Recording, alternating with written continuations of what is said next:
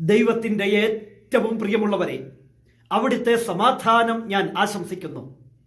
ഇന്ന് കർത്താവ് നമുക്ക് നൽകുന്ന ദൂത് സങ്കീർത്തനങ്ങൾ 92:14. വാർദ്ധക്യത്തിലും അവർ ഫലം പുറപ്പെടുവിക്കും, അവർ ഇല ചൂടി എന്നും പുഷ്ടിയോടെ നിൽക്കും.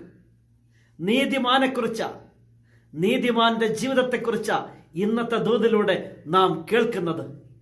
നീതിമാനായ ഒരു മനുഷ്യൻ വാർദ്ധക്യത്തിലും ഫലം പുറപ്പെടുവിക്കും, അവൻ എന്നും ഇലച്ചൂടി പുഷ്ടിയോടെ നിൽക്കും.